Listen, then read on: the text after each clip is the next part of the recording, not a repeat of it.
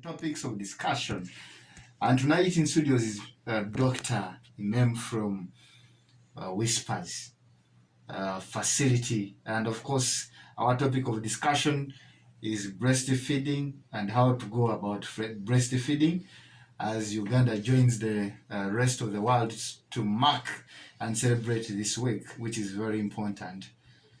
We all know Singasi Simuchala, Singate Tweraga.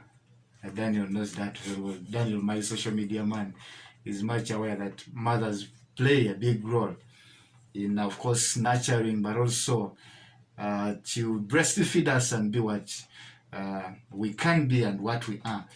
Now, Doctor, let's talk about special precautions needed for handling breast milk.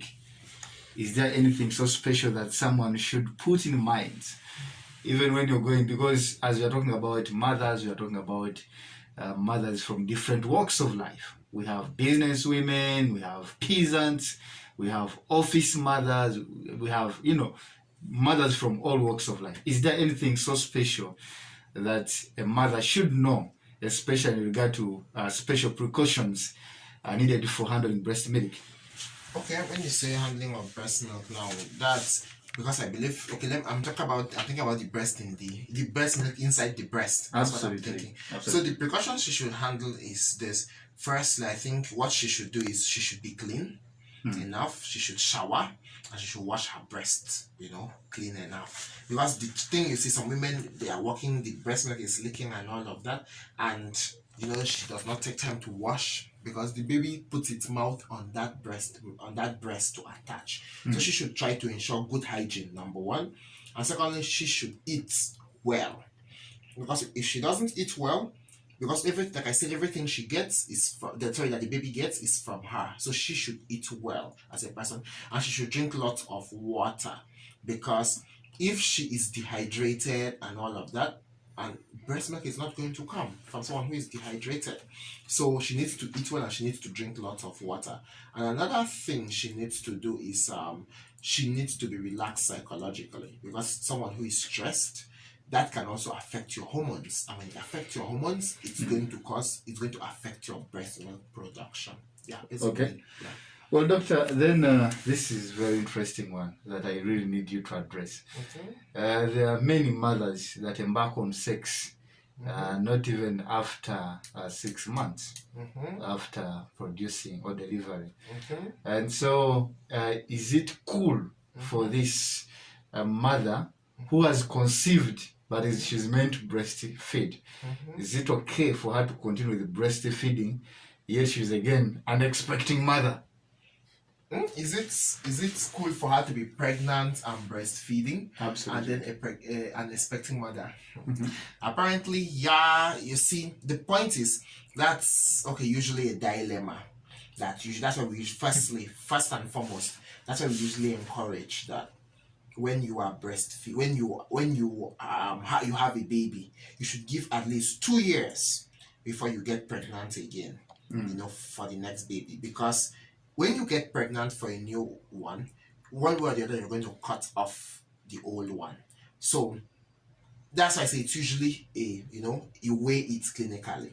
If a patient comes, because we know the hormones responsible for milk and all of that.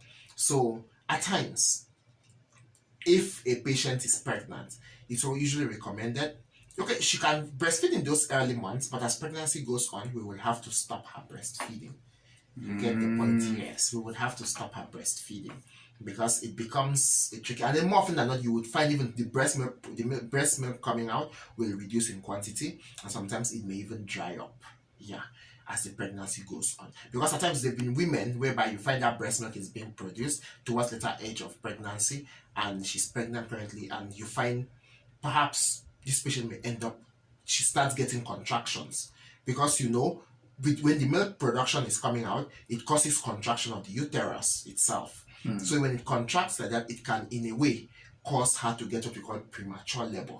So usually it's always safe. You just make her, she wears tight bras, she just ceases breastfeeding in order to, prolong the current pregnancy. That's why I say it's always a decision whereby you look at this other child would have to suffer because the child will be deprived.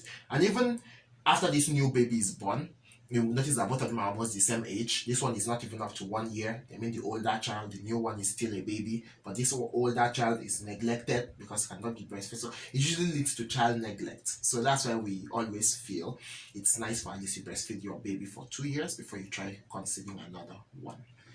Okay, well, doctor, do I need to wake my baby for feeding? Yes. Breastfeeding? Why not? You need to, because babies sleep a lot. So babies, they sleep a lot, particularly in those early ages.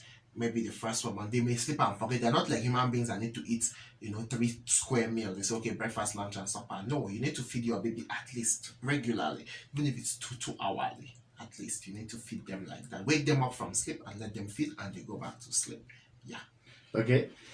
Can I take medication while breastfeeding? That's why most medications you will see things like, I wouldn't advise over-the-counter medicines for you for any person breastfeeding, but all medicines should be prescribed by a doctor. And if they are prescribed, there's something we usually look out for. There are some drugs which we know this one it crosses through breast milk. Okay. There's some drugs which crosses through breast milk. Some drugs do not. So those are the things we look into. If a drug is not does not crosses through breast milk, that one may be safe. Now, if a drug is a type which crosses through breast milk, and we know it's not safe for children, so we would not give you that one. So that's why when you are breastfeeding, one thing you should always do, maybe if you've gone to a doctor and you did not, one thing you should let him know is, I'm currently breastfeeding. So that in part of your history, when he's asking, because I know we usually ask it, how old is, when last did you see your menses, when last did you, give birth? It's a tradition, all doctors must ask you that as a woman. Okay. So when we ask you that, please learn to tell us the truth and say, okay, for me, I am currently breastfeeding, so that the doctor would be able to guide and then know which medicines to give you or which ones not to give you. Yeah. Okay. Well, doctor,